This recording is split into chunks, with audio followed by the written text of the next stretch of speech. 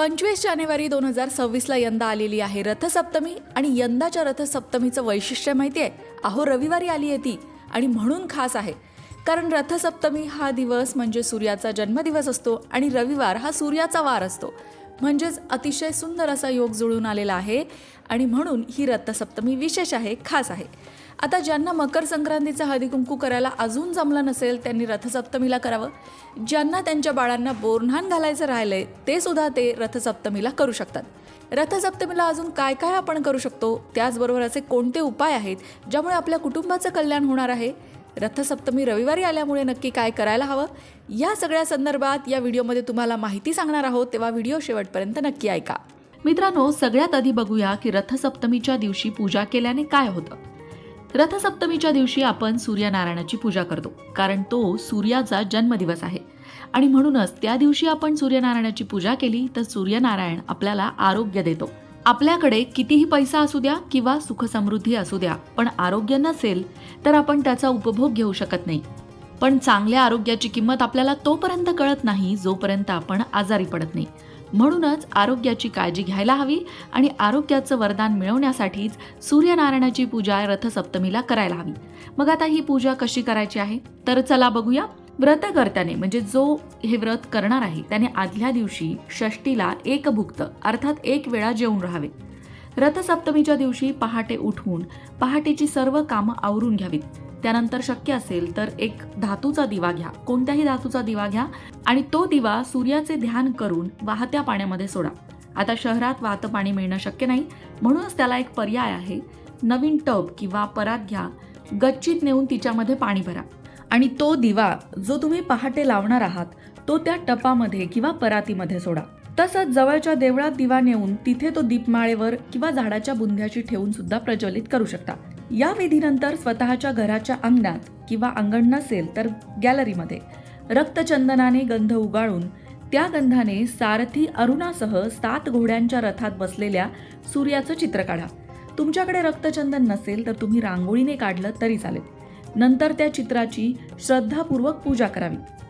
त्यानंतर काय करायचंय तर गौऱ्यांचा विस्तव पेटवायचा आहे. तुमच्या अंगणात किंवा गॅलरीत सुरक्षित ठिकाणी अगदी छोटीशी चूल मांडून तुम्ही तो पेटवला तरी चालेल. चूल मांडणं शहरात शक्य नाही, त्यामुळे अगदी छोट्याशा विस्तवावर तुम्हाला काय करायचंय तर एका मातीच्या सुगडामध्ये जे संक्रांतीला आपण पुजलं होतं ते घेतलं तरी चालेल. दूध टाकायचं आहे आणि ते दूध त्या विस्तवावर सूर्यप्रकाशामध्ये ओतू जाऊ द्यायचंय, अर्थात तापवायचंय, अर्थात सूर्यनारायणाला त्याचा नैवेद्य दाखवायचा आहे. बरेच जण खिरीचा नैवेद्य सुद्धा सूर्यनारायणाला दाखवतात. नुसत्या दुधाचा नैवेद्य दाखवण्यापेक्षा खीर बनवली तरी सुद्धा चालते. शेवटी 7 रुईची पानं, 7 प्रकारचं धान्य, 7 बोरं वाहून अष्टांग अर्घ्य द्यावं. आता सूर्याला अर्घ्य देणं खूप महत्त्वाचं असतं. आता मुळात अर्घ्य देणं म्हणजे काय तर सूर्याला जल अर्पण करणं. पण आता हे अष्टांग अर्घ्य म्हणजे काय आहे तर पाणी, दूध, तूप, मध, दही, रक्तचंदन, कण्हेरीची फुलं आणि कुश हे 8 पदार्थ एकत्र करून ते सूर्यनारायणाला अर्पण करावे. याला म्हणतात अष्टांग अर्घ्य देणं. त्यानंतर अन्नदान नक्की करावं. स्त्रियांनी संध्याकाळी हळदी कुंकू समारंभ करावा. दुर्धर व्याधींपासून मुक्ती मिळावी म्हणून हे व्रत रूढ झालं आहे. रथसप्तमीच्या दिवशी अंगणात गोवऱ्या पेटून त्यावर बोळक्यात किंवा सुगडात जे दूध ओतू जाईपर्यंत तापवतात आणि नंतर ते प्रसाद म्हणून सगळ्यांना वाटतात. यामागे सुद्धा एक कारण आहे. रथसप्तमीच्या दिवशी सूर्याच्या किरणातून प्रक्षेपित होणाऱ्या तेजतत्वात्मक लहरी दुधातून सुगडाभोवती निर्माण होणाऱ्या कोशाकडे आकृष्ट झाल्याने ते दूध प्रसाद बनतं आणि ते आपण ग्रहण केल्यामुळे आपलं आरोग्य चांगलं होतं. पूर्वी चूल अस्तित्वात होती, त्यामुळे गोवऱ्यांवर खीर शिजवणं शक्य होत होतं. पण आता त्याला पर्याय म्हणून नित्य वापरातील गॅसची शेगडी तुम्ही आदल्या रात्री स्वच्छ धुवून पुसून लख्ख करावी आणि सकाळी तिची पूजा करावी आणि त्यानंतर त्यावर स्टीलच्या भांड्यात खीर शिजवावी. त्याचा सूर्यनारायणाला जाऊन नैवेद्य दाखवावा. तो सुद्धा प्रसाद तुम्ही सगळ्यांना वाटू शकता. जर तुम्हाला अगदी चूल पेटवणं किंवा बाहेर कुठे विस्तव पेटवणं शक्य नसेल तर तुम्ही या पद्धतीने सुरक्षित मार्ग अवलंबला तरी सुद्धा चालेल. सूर्यनारायणाला खिरीचा नैवेद्य दाखवणं महत्त्वाचं आणि सूर्यनारायणाच्या प्रकाशातली ती खीर आपण ग्रहण करणं महत्त्वाचं. तर या पद्धतीने तुम्ही रथसप्तमीला पूजा नक्की करा आणि सूर्यनारायणाचा आशीर्वाद मिळवा. सूर्य हा ग्रहांचा राजा असून नवग्रहांमध्ये त्याला राजाचं स्थान प्राप्त झालेलं आहे. सूर्य स्वयंप्रकाशी असून अन्य ग्रह त्याच्यापासून प्रकाश घेतात. अशा या सूर्यनारायणाप्रती कृतज्ञता व्यक्त करण्याचा दिवस म्हणजे रथसप्तमी. रथसप्तमी हा सण हळूहळू वाढणाऱ्या तापमानाचा दर्शक असतो. सूर्यदेवता सतत या रथात विराजमान असते. देव देवळात असल्यामुळे ज्या प्रकारे देवळाला महत्त्व प्राप्त होतं तसंच महत्त्व सूर्याच्या रथाला आहे. म्हणून या दिवशी सूर्याच्या रथाची पूजा केली जाते. सूर्याच्या रथाचं चित्र सूर्यासह काढलं जातं. सूर्याच्या रथाची रांगोळी काढली जाते आणि त्याचं प्रतिकात्मक पूजन रथसप्तमीला केलं जातं. मंडळी, लक्षात घ्या, आपल्याला आरोग्य सूर्यदेवाकडून मिळतं. कुंडलीमध्ये सूर्य बलवान असेल तर गव्हर्नमेंट जॉबचे योग असतात असंही सांगितलं जातं. सूर्य हा आपल्याला प्रतिष्ठा, मानसन्मान मिळवून देणारा ग्रह आहे असं ज्योतिषशास्त्र सांगतं. आणि म्हणूनच रथसप्तमीच्या दिवशी काही गोष्टी करण्याला महत्त्व आहे. रथसप्तमीच्या दिवशी तुम्ही तुमच्या घरातल्या शेगडीची अर्थात गॅसची पूजा नक्की करा. ती का करायची? कारण अग्निदेवता आहे, ज्या अग्निदेवतेच्याच कृपेने आपण अन्न घेत असतो. म्हणून शेगडीची पूजा करावी. रथसप्तमीच्या दिवशी एका मातीच्या मडक्यामध्ये दूध ओतू घालण्याची सुद्धा प्रथा आहे. हा रथसप्तमीचा नैवेद्यात सूर्यदेवाला अर्पण केला जातो. रथसप्तमीच्या दिवशी आणखीन काही गोष्टी केल्या जातात. त्यामध्ये आदित्य राणूबाईची पूजाही केली जाते. म्हणजे आदित्य, सूर्यनारायण आणि त्याच्या पत्नीची पूजा विधिवत केली जाते. माघ शुद्ध सप्तमीला महासप्तमी किंवा रथसप्तमी म्हणतात. या दिवशी पूजा करून सूर्याला पायसाचा नैवेद्य दाखवतात. भगवान सूर्यनारायण रोज विश्वाला प्रकाश देत असतात आणि त्यांच्या प्रती कृतज्ञता व्यक्त करण्याचा हा दिवस असतो. भगवान सूर्यनारायणाचे 7 अश्व म्हणजे सप्तरंग, सप्तवार, सप्तछंद आहेत. अशी लोकमनाची भावना असल्यामुळेच रथसप्तमीच्या दिवशी व्रताचरणात प्रथम ध्यानमग्नता, नंतर नाममंत्रासह सूर्यनमस्कार आणि अखेरीस तीर्थप्राशन हे नित्याप्रमाणे करायचे असते. रथ हे वैदिक हिंदू धर्मातील प्राचीन वाहन आहे. देवगणांसाठी देवरथ, राजा महाराजांनी पुष्परथ, स्पर्धांसाठी क्रीडारथ, स्त्रियांसाठी कणीरथ, रथविद्येच्या रक्षणासाठी वैजकीय रथ, युद्धासाठी सांग्रामिक रथ असे रथांचे अनेक प्रकार आहेत. रथचक्र हे समाज जीवनाच्या प्रगतीचं चिन्ह आहे, उत्कर्षाचं प्रतीक आहे. म्हणूनच रथसप्तमीच्या दिवशी ज्या 3-4 गोष्टी तुम्हाला करायच्या त्यामध्ये सकाळी सूर्यनारायणाला जल अर्पण करायचं. तांब्याचा कलश घ्यायचा, त्यामध्ये पाणी भरायचं, त्यामध्ये लाल कुंकू किंवा लाल चंदन टाकून, अक्षदा असलंच तर लाल फूल टाकून ते पाणी सूर्यनारायणाला अर्पण करायचं. हे रथसप्तमीच्या दिवशी सूर्योदयाच्या वेळी करायचं. त्यानंतर सूर्यनारायणाची रथासह पूजा करायची. म्हणजेच त्यांच्या रथाचं चित्र काढायचं, सूर्यनारायणाचं चित्र काढायचं आणि त्याची पूजा विधिवत करायची. त्याचबरोबर रथसप्तमीच्या दिवशी सूर्यनारायणाला दुधाचा नैवेद्य दाखवायचा. म्हणजेच एका मातीच्या कलशामध्ये दूध ओतू घालायचं, चुलीवर दूध ओतू घालायचं. आता हल्ली चूल नसते तर गॅसवरही हे दूध तुम्ही ओतू घालू शकता. अशा अनेक गोष्टी रथसप्तमीच्या दिवशी केल्या जातात.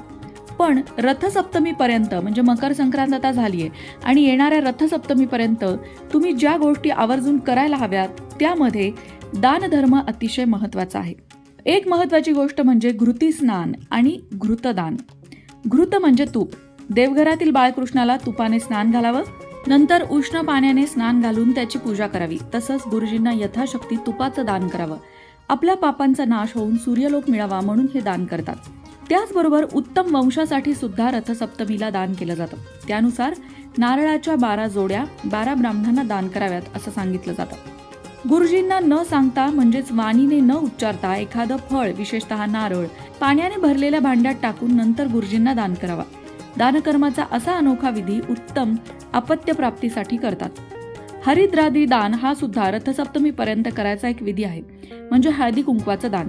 डोळे मिटून कुंकवाचा वास घेतला तर हळदीचा आला पाहिजे आणि ओलं कुंकू लावून हात धुतल्यावर लाल रंग पूर्णपणे निघून गेला पाहिजे. ही खऱ्या कुंकवाची ओळख आहे. या हळदी कुंकवाला काही वाण किंवा वायन दान द्यायची पद्धत आहे आणि यालाच वाण लुटायचं असं म्हणतात. म्हणजेच जिथे कंजूसपणा नको, मुक्तपणे वाण लुटण्याचा आनंद आपण घ्यायचा, इतरांनाही द्यायचा. म्हणून तर मकर संक्रांतीपासून रथसप्तमीपर्यंत महिला हळदी कुंकवाचा कार्यक्रम करतात आणि हळदी कुंकवामध्ये वाण लुटतात. अर्थात काही ना काहीतरी उपयोगाच्या वस्तू वाटतात. तिलपात्र दान. कुठल्याही धातूच्या एका पात्रात म्हणजेच भांड्यात तीळ आणि दुसऱ्या भांड्यात पायस अर्थात तांदूळाची खीर भरून ते पात्र दान करावं. हे दान मनःशांती देणारं असतं. अगदी सोपी पण अतिशय पुण्यफल देणारी ही दानं. दान देताना मात्र नियम पाळायचे आहेत. नियम पहिला, दान ज्याला द्यायचं आहे ती व्यक्ती सत्पात्र असावी. याशिवाय मदत म्हणून गोरगरिबांना यथाशक्ती मदत करावी. दानात दिलेलं वाण उत्तम गुणवत्तेचं असावं. घरात लागत नाहीत त्या गोष्टी दान म्हणून दिल्या असं करू नये. एकदा दान दिलं की मग त्याचा विचार करू नये आणि त्या वस्तूंबद्दल कुठलीही आसक्ती ठेवू नये. या रथसप्तमीच्या दिवशी तुम्हाला जो उपाय पटेल तो तुम्ही नक्की करा. रथसप्तमीला काही नाही जमलं तर तुमच्या घरातल्या शेगडीची पूजा मात्र आवर्जून करा. अग्निदेवतेची पूजा करण्याचं पुण्य यामुळे मिळतं आणि घर वर्षभर धनधान्याने भरलेलं राहतं. सूर्यनारायणाच्या कृपेने कुटुंबातील सर्व लोकांची प्रगती होते. तुमच्या घरात लहान मुलं असतील आणि त्यांचं बोरन्हाण संक्रांतीला करणं जमलं नसेल तर ते सुद्धा तुम्ही रथसप्तमीपर्यंत कोणताही चांगला दिवस पाहून करू शकता. ज्यांना मकर संक्रांतीच्या दिवशी सुगड पूजा करायला जमली नाही अशा महिला रथसप्तमीला सुद्धा ही सुगड पूजा करू शकतात. त्याचबरोबर रथसप्तमीला आदित्य राणूबाईची पूजा सुद्धा केली जाते. ही पूजा कशी करावी त्या संदर्भातला एक व्हिडिओ आपल्या लोकमत भक्ती चॅनलवर आहे, तो नक्की बघा. रथसप्तमी हा दिवस विशेष असतो, खास असतो. या दिवशी दूध ओतू घालण्याची प्रथा आहे. हे दूध का ओतू घातलं जातं आणि त्यामुळे आपल्या कुटुंबाला काय लाभ होतो या संदर्भातला एक व्हिडिओ सुद्धा आपल्या लोकमत भक्ती चॅनलवर आहे, तोही पाहायला विसरू नका. मित्रांनो, रथसप्तमीला प्रत्येक गावात पूजा करण्याची वेगवेगळी पद्धत असते. तुमच्याकडे कोणती पद्धत आहे, तुमच्याकडे कोणती प्रथा आहे, कमेंट करून नक्की सांगा. अशाच प्रकारच्या माहितीपूर्ण व्हिडिओंसाठी लोकमत भक्ती चॅनलला सबस्क्राईब करा आणि बेल आयकॉनवर सुद्धा क्लिक करा, म्हणजे आमच्या नवनवीन व्हिडिओचं नोटिफिकेशन तुम्हाला मिळत राहील. तसंच योग्य आध्यात्मिक मार्गदर्शनासाठी लोकमत भक्तीच्या फेसबुक पेजला फॉलो करायला विसरू नका.